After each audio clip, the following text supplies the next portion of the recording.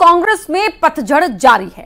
कांग्रेस के नेता लगातार पार्टी छोड़ रहे हैं, बीजेपी ज्वाइन कर रहे हैं। कमलनाथ के गढ़ छिंदवाड़ा में बीजेपी ने एक बार फिर बड़ी बाजी मारी है। अमरवाड़ा के कांग्रेस विधायक कमलेश शाह बीजेपी में शामिल हो गए। दमोह और कटनी में भी कांग्रेस के कई नेता और कार्यकर्ता बीजेपी में शामिल हुए हैं।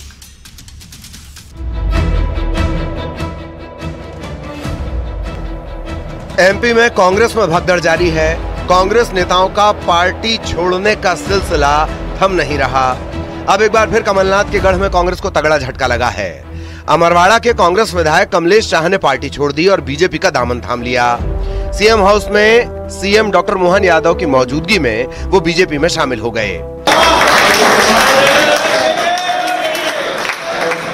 कांग्रेस के पक्ष में हमेशा रहती थी। कांग्रेस का ही हमारे यहाँ सांसद हुआ करते थे। इस बार हम सब मेहनत करके भारतीय जनता पार्टी के सांसद छिंदवाड़ा जिले में बनाएंगे। कमलेश शाह के बीजेपी में शामिल होने पर मुख्यमंत्री ने कहा कि आज पूरा प्रदेश मोदीमय है। जिनकी 3 पीढ़ियां विधायक रह चुकी हैं, वो बीजेपी में शामिल हो गए हैं। कमलेश शाह के दादा दादी विधायक रह चुके हैं और कमलेश शाह खुद विधायक हैं। पूरा प्रदेश और पूरा देश मोदीमय हो गया, उसके उदाहरण है कांग्रेस के जिनके 3 पीढ़ियों से विधायक रहे, जिनके दादाजी विधायक, जिनके पिताजी विधायक, वो स्वयं विधायक। और कांग्रेस के गढ़ में एक तरह से कांग्रेस जो कल भाषा बोल रही थी कि कांग्रेस का गढ़ है छिंदवाड़ा, और हमने कहा था कि कांग्रेस का गढ़ नहीं है। कांग्रेस के कमलनाथ के व्यवहार के कारण से, कांग्रेस के आचरण के कारण से वहाँ गड़बड़ है, और उसके उदाहरण निकल के आ रहे हैं कि वहाँ के 3 पीढ़ियों पुराने राज परिवार से, जो गोंड राज परिवार से आते हैं, हमारे कमलेश शाह जी जो विधायक छिंदवाड़ा अमरवाड़ा से आज भाजपा में सम्मिलित हुए।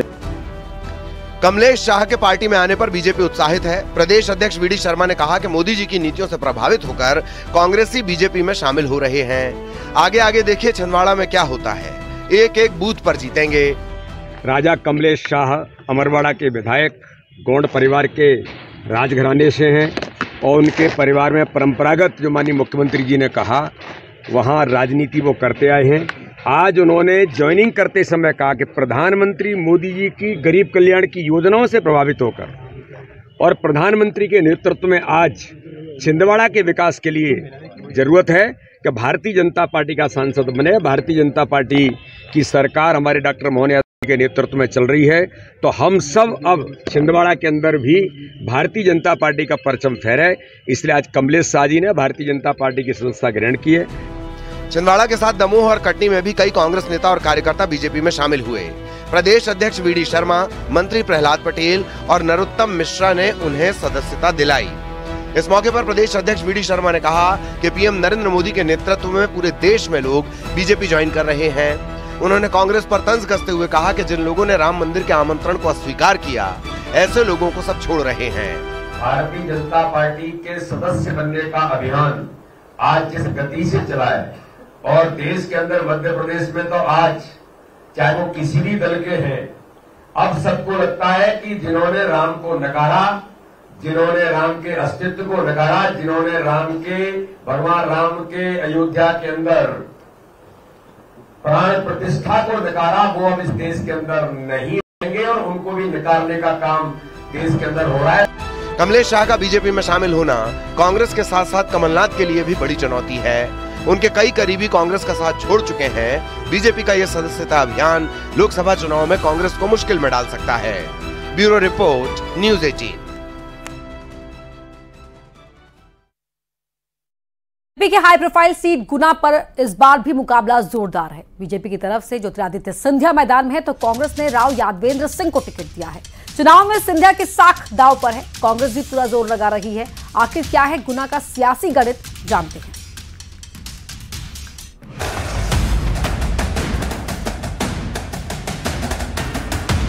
एमपी या यूं कहें देश की सबसे हाई प्रोफाइल सीटों में से एक गुना लोकसभा सीट पर सभी की निगाहें टिकी हुई हैं।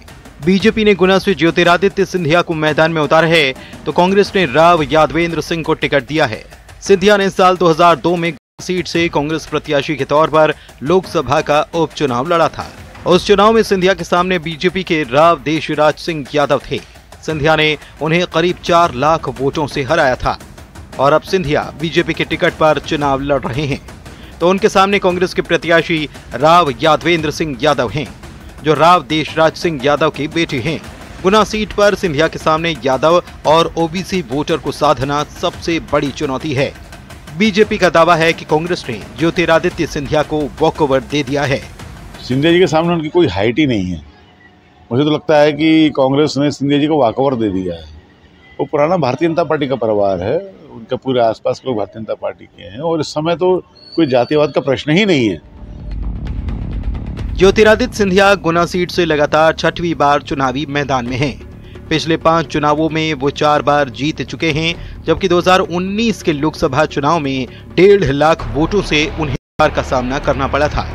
कांग्रेस का दावा है कि उनके प्रत्याशी यादवेंद्र सिंह यादव दमदार युवा चेहरा हैं। जातिगत समीकरण के साथ ही इलाके के मतदाता यादवेंद्र सिंह के पक्ष में हैं। परिवार है उनका, स्वयं वो जिला पंचायत सदस्य हैं और भी परिवार में कई लोग जिला पंचायत सदस्य हैं। और कांग्रेस का जो कार्यकर्ता है गुना शिवपुरी में, वो तो सिंधिया जी को हराएगा ही। और सिंधिया जी ने जब भी वहां से जीत की है, भारतीय जनता पार्टी के नेताओं को हराया है, चाहे वो नरोत्तम मिश्रा हो, जयभान सिंह पवैया हो या अन्य नेता हो। तो भारतीय जनता पार्टी का कार्यकर्ता और जो नेता है वह भी सिंधिया जी को हराना चाहता है। नरोत्तम मिश्रा जी का वहां से टिकट होने वाला था। अगर विधानसभा चुनाव के आंकड़ों की बात की जाए तो गुना लोकसभा सीट पर सिंधिया का पलड़ा भारी नजर आता है। 2023 के विधानसभा चुनाव में गुना लोकसभा की 8 विधानसभा सीटों में से 6 सीटें बीजेपी ने जीती हैं। ज्योतिरादित्य सिंधिया ये कहते रहे हैं कि उनके परिवार ने गुना का भरपूर विकास किया है। राहुल गांधी की ग्वालियर चंबल में निकली न्याय यात्रा के बाद कांग्रेसियों में जबरदस्त उत्साह नजर आ रहा है। कांग्रेस के लिए ग्वालियर चंबल अंचल में दिग्विजय सिंह ने कमान संभाल रखी है। दिग्विजय सिंह ग्वालियर अंचल की 4 सीटों पर चुनावी गणित जमाने में जुटे हैं। 2023 का विधानसभा चुनाव कांग्रेस ने सिंधिया के बिना लड़ा था और ग्वालियर चंबल अंचल की 34 में से 16 सीटों पर जीत दर्ज की थी। दिग्विजय सिंह का दावा है कि गुना में सिंधिया के सामने इस बार मुकाबला तगड़ा होगा। गुना से इस बार ज्योतिरादित्य सिंधिया की प्रतिष्ठा दांव पर लगी है। पिछले चुनाव में बतौर कांग्रेस उम्मीदवार वे बीजेपी के केपी यादव से हार चुके हैं। अब सिंधिया खुद बीजेपी में हैं और बीजेपी सिंधिया की जीत का दावा कर रही है, तो कांग्रेस कड़े मुकाबले की बात कहती नजर आ रही है। कौशिक, न्यूज़ 18, ग्वालियर। पूर्व मुख्यमंत्री और राजनांदगांव से कांग्रेस के उम्मीदवार भूपेश बघेल अपनी ही पार्टी में घिर गए हैं। कांग्रेस के ही नेता भूपेश बघेल का विरोध कर रहे हैं, उन्हें टिकट दिए जाने पर नाराजगी जाहिर कर रहे हैं। अब कांग्रेस नेता अरुण सिसोदिया ने भूपेश बघेल के खिलाफ मल्लिकार्जुन खड़गे, राहुल गांधी को चिट्ठी लिखी है। घर में घिरे बघेल पर बीजेपी भी हमलावर है। बीजेपी कह रही है कि बघेल की छड़ी छिन गई है और अब जनता उन्हें जवाब देगी। ऐसे लोग हैं जो कांग्रेस में स्लीपर सेल के रूप में काम कर रहे हैं। रामकुमार शुक्ला, सुरेंद्र वैष्णव और अब अरुण सिसोदिया भूपेश बघेल अपनी ही पार्टी में घिर चुके हैं। बघेल पर कांग्रेस में घमासान मचा है। कांग्रेस नेता अरुण सिसोदिया ने पार्टी अध्यक्ष मल्लिकार्जुन खड़गे को पत्र लिखकर भूपेश बघेल पर पार्टी फंड के दुरुपयोग के आरोप लगाए हैं। बघेल के स्लीपर सेल वाले बयान पर कार्रवाई की मांग की गई है। इससे पहले रामकुमार शुक्ला ने भी खड़गे को पत्र लिखा था। महादेव ऐप मामले में बघेल की वजह से पार्टी की बदनामी का आरोप लगाया गया था। सुरेंद्र वैष्णव ने तो मंच से ही बघेल को खरी खोटी सुनाई थी। हालांकि पार्टी बघेल के बचाव में नजर आ रही है। बघेल का विरोध करने वाले कांग्रेस नेताओं को बीजेपी की बी टीम बताया जा रहा है। देखिए, भारतीय जनता पार्टी के बी टीम के रूप में काम करने वाले कई सारे लोग यहाँ पर आ चुके हैं। एजेंट कई सारे भारतीय जनता पार्टी के अभी प्रदेश में घूम रहे हैं। कांग्रेस पार्टी के लिए तो अभी लड़ाई लड़ने का समय है। कांग्रेस के तमाम कार्यकर्ता और नेताओं को लड़ाई लड़ने के लिए खड़े रहना है। हमारे अभिमान की बात है, हमारे स्वाभिमान की बात है। ये लोकसभा का चुनाव देश को बचाने की जरूरत है। आज हम उसकी लड़ाई लड़ रहे हैं। इस बीच बघेल अपने चुनावी अभियान में जुटे हैं। कभी ईवीएम पर वे सवाल उठा रहे हैं तो कभी एक सीट से 385 कार्यकर्ताओं के नामांकन वाला गणित भी बता रहे हैं। बीजेपी पर भी वे सवाल उठा रहे हैं। उन्होंने प्रदेश सरकार पर चावल, नमक और चना बंद करने का भी आरोप लगाया है। इन आरोपों पर बीजेपी ने पलटवार किया। बृजमोहन अग्रवाल उन्हें भ्रष्टाचार का जनक बताते हैं तो बीजेपी प्रवक्ता केदार गुप्ता बघेल की छड़ी छिन गई है ऐसा कहते नजर आते हैं। भूपेश बघेल जी को तो बोलने का अधिकार ही नहीं है। उन्होंने तो पूरे छत्तीसगढ़ को ही देश से गायब कर दिया था। भ्रष्टाचार के शराब में भ्रष्टाचार, धान में भ्रष्टाचार, कोयले में भ्रष्टाचार, महादेव ऐप में भ्रष्टाचार, डीएमएफ में भ्रष्टाचार, तो भ्रष्टाचार के जनक हैं और पूरे छत्तीसगढ़ को उन्होंने बदनाम कर दिया था। भूपेश बघेल जी ने सदैव स्व, मैं और मेरा के सिद्धांत पर राजनीति की। जब वो सत्ता में रहे तो मैं और मेरा इस भाव से उन्होंने छत्तीसगढ़ महतारी की धन संपदा को लूटा। कि भूपेश बघेल जी अब छड़ी आपके हाथ में नहीं है, छड़ी जनता ने आपसे छीन ली है। बीजेपी बघेल को भगोड़ा भी बनाने में लगी है। दुर्ग से भागकर राजनांदगांव जाने के आरोप भी बीजेपी लगाती है। ईवीएम पर सवाल को देशद्रोह जैसा अपराध बीजेपी बता रही है। भूपेश बघेल जी ने अपनी हार स्वीकार कर ली है। पहले तो वो दुर्ग से भागकर गए, उनको पार्टी ने कहा रायपुर से लड़ो, यहाँ से भी भागे, राजनांदगांव भागकर गए। देश की चुनाव प्रणाली पर प्रश्न चिन्ह उठाना देशद्रोह जैसा है। इस घमासान के बीच सवाल ये भी कि आखिर बघेल को लेकर इतनी नाराजगी क्यों है और क्यों कांग्रेस के कई नेता बघेल को पार्टी के लिए खतरा बता रहे हैं। Bureau report, news 18।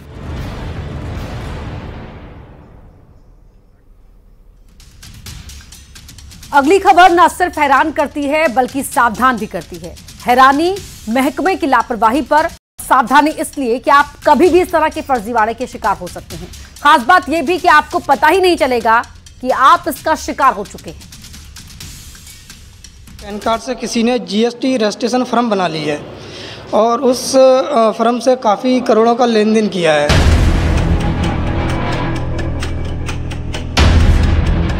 खाया पिया कुछ नहीं, ग्लास तोड़ा 12 आने। ऐसा ही कुछ हो गया ग्वालियर में हस्तिनापुर के रहने वाले प्रमोद दंडोतिया के साथ। जिवाजी विश्वविद्यालय में अंग्रेजी एमए के छात्र प्रमोद को पता ही नहीं था कि कागजों की हेराफेरी ने उसे चोर जैसा आर्थिक अपराधी बना दिया है। बेहद गरीब परिवार से आने वाले प्रमोद के खाते में 3 साल से कोई ट्रांजैक्शन तक नहीं हुआ, लेकिन 27 जनवरी को अचानक उसे आयकर विभाग का नोटिस मिला और पता चला कि 46 करोड़ के लेन देन में जीएसटी नियमों का उल्लंघन हुआ है। इसके बाद शुरू हुआ चक्कर पर चक्कर का सिलसिला। तकरीबन 40 करोड़ से ऊपर का शो हो रहा है मेरे उसमें, और इन्होंने 2021 से किया है। दिल्ली में और पुणे में फर्म बनी हुई है और वहाँ पे मेरे नाम के एड्रेस भी हैं। और मुझे इनकम टैक्स का नोटिस आया 27 जनवरी को, तब जाकर मुझे पता चला। और फिर मैंने यहाँ इनकम टैक्स में आके पता किया कि मतलब ये क्या मामला है। तो उन्होंने बोला कि आपके नाम की फर्म बनी हुई है, क्या आप कंपनी चलाते हैं? मेरी इतनी हैसियत नहीं है कि मैं कंपनी चला सकूँ। सर मैं स्टूडेंट हूँ, एमए कर रहा हूँ इंग्लिश से, जिवाजी यूनिवर्सिटी से, एसएलपी कॉलेज से। शुरुआती तौर पर लगता है कि पैन कार्ड का इस्तेमाल कर दिल्ली और पुणे में फर्जी फर्म बनाई गई और लेन देन हुआ। फिलहाल प्रमोद थक हार कर क्राइम ब्रांच के एडिशनल एसपी के पास पहुंचा, जहां से उसे साइबर सेल में शिकायत दर्ज कराने के लिए कहा गया है। आयकर विभाग के अफसर ने फ्रॉड की एफआईआर कॉपी जमा करने के लिए कहा है। ये अभी एक शिकायत प्राप्त हुई है। एक व्यक्ति साइबर सेल में आया है। उनका कहना है कि उनके पैन कार्ड का दुरुपयोग करके कुछ लोगों ने एक कंपनी खोल दिया और वो कंपनी ने बहुत सारे करोड़ों का ट्रांसैक्शन किया। उसी ट्रांसैक्शन को लेके इनको इनकम टैक्स डिपार्टमेंट का नोटिस प्राप्त हो गया। उस समय इनको पता चला कि उनका पैन नंबर का दुरुपयोग हो रहा है। तो उस संबंध में इन्होंने एक आवेदन दे दिया है। उनको वो सारे डॉक्यूमेंट्स इकट्ठा करके आवेदन पुनः देने को बता दिया है, सलाह दे दिया है। उसके आधार पर कार्रवाई की जाएगी। सबक ये है कि आखिर कितने सुरक्षित हैं आपके दस्तावेज, जिनके प्रति बरती गई एक मामूली सी लापरवाही आपको कानूनी झंझट में फंसा सकती है। ग्वालियर से न्यूज़ 18 के लिए सुशील कौशिक की रिपोर्ट। अब आपको भोपाल के Indian institute of science education and research यानी आइसर की कामयाबी के बारे में बताते हैं। दरअसल आइसर ने एक ऐसी बैंडेज बनाई है जो चोट किसी भी घाव को 3 से 4 दिन में ठीक कर देगी। वैसे इस तरह के घाव को ठीक होने में 10 से 15 दिन का समय लगता है, लेकिन ये बैंडेज बहुत कम वक्त में ही घाव को हील कर देती है। सबसे बड़ी बात, इससे किसी भी तरह से कोई भी इन्फेक्शन का खतरा नहीं रहता है।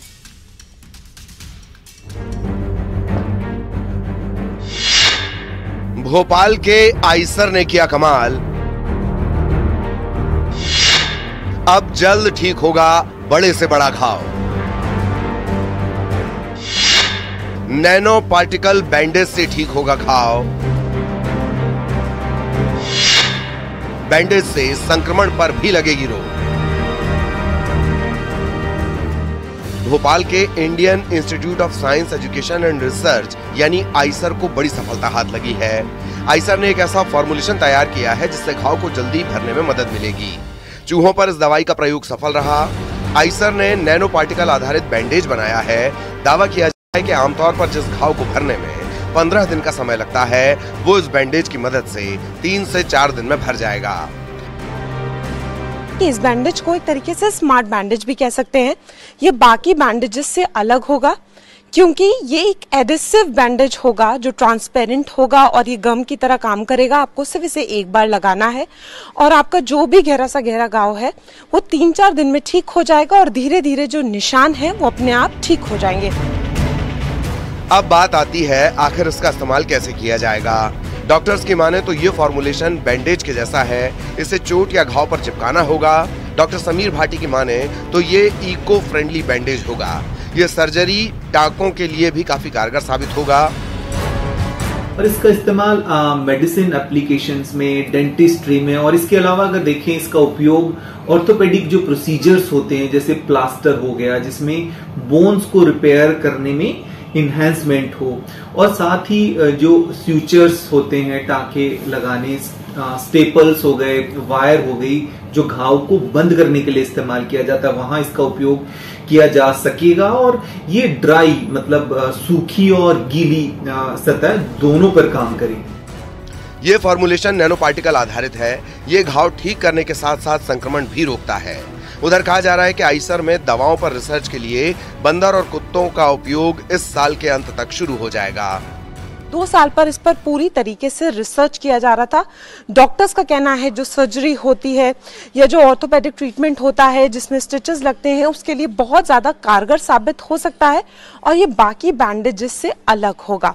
दिल्ली से न्यूज़ 18 के लिए फराह खान। कला और हुनर क्या होता है, आज आपको उसकी मिसाल बताते हैं। एक बच्ची जो जन्म से ही दिव्यांग थी, हाथ नहीं है, फिर भी ऐसी पेंटिंग करती है जिसे देखकर आप भी कायल हो जाएंगे। लोग उसकी पेंटिंग के दीवाने हैं, हर कोई उसके टैलेंट की तारीफ करता है। ये बच्ची ग्वालियर की है, नाम है खुशी, और खुशी की तमन्ना है प्रधानमंत्री मोदी से मिलने की।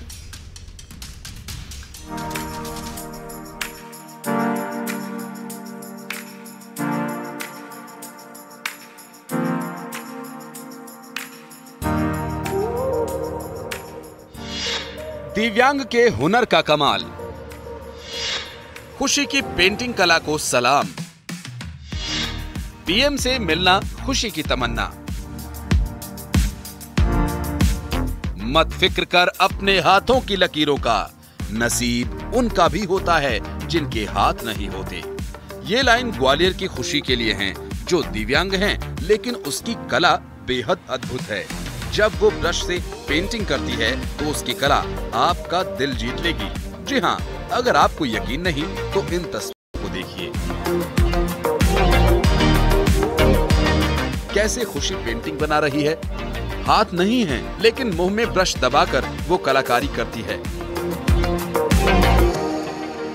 मुझे चिंता रहती थी क्योंकि एक तो बेटी है, तो इसके साथ में और बच्चे जैसे नॉर्मल हैं तो उनको देखते हुए मुझे इसकी बहुत चिंता रहती थी। जैसे जैसे ये बड़ी हुई है, 8-9 साल की थी तब से इसने, क्योंकि इसकी छोटी सिस्टर थी वो ड्राइंग करती थी, पढ़ती थी, तो इसको भी थोड़ा उसकी रुचि हुई और इसने ड्राइंग जब की है तो इसकी जब कला धीरे धीरे निखार के आई थी तो मुझे यकीन हो गया अपनी बेटी पे कि जरूर बड़े होकर कुछ ना कुछ करेगी। खुशी जन्म से ही दिव्यांग है। अक्सर वो तनाव में रहा करती थी, लेकिन पेंटिंग के हुनर ने उसे अलग पहचान दी है। खुशी का कहना है कि दिव्यांगता शारीरिक नहीं मानसिक बीमारी होती है। मानसिक से हाथ से विकलांग नहीं होते, मानसिक मतलब दिमाग से होते हैं। अगर आप कोशिश करते हैं, जो आपकी कला है उस कला को आप निखारें तो आप एक दिन बहुत आगे जा सकते हैं। पेंटिंग के जरिए अपने हुनर से सबको दीवाना बनाने वाली खुशी की एक तमन्ना है। खुशी प्रधानमंत्री नरेंद्र मोदी को उनकी बनी हुई पेंटिंग भेंट करना चाहती है। सिंगल पेंटिंग कई तरीके की है, जैसे मैंने मोदी जी की भी की है और मेरा सपना यही है कि मैं मोदी जी को उनकी पेंटिंग भेंट करूं। उन्होंने देश के लिए इतना बहुत कुछ किया, उन्होंने देश की बेटियों के लिए भी बहुत कुछ अच्छा किया। खुशी की मां आरती का कहना है कि ग्वालियर में प्रधानमंत्री के दौरे के दौरान उनसे भेंट करने का प्रयास किया, लेकिन मुलाकात हो नहीं पाई। परिवार को उम्मीद है कि बेटी खुशी की पेंटिंग एक दिन प्रधानमंत्री नरेंद्र मोदी के पास जरूर पहुंचेगी। मैंने प्रयास किया था, जब आए थे नरेंद्र मोदी ग्वालियर में तब मैंने बहुत प्रयास किया था, बट वो हमारा प्रयास सफल नहीं हुआ है ना। हाँ, बट मुझे उम्मीद है कि हमारी बेटी की पेंटिंग जरूर मोदी जी तक जाएगी। खुशी ने एक बात साबित कर दी कि अगर इंसान के हौसले बुलंद हों तो काबिल बनने में शारीरिक कमजोरियां कभी आड़े नहीं आ सकती। खुशी ऐसे लोगों के लिए एक उदाहरण है जो कुछ करने के बजाय अपनी किस्मत का रोना रोते रहते हैं। ग्वालियर से सुशील कौशिक, न्यूज़ 18।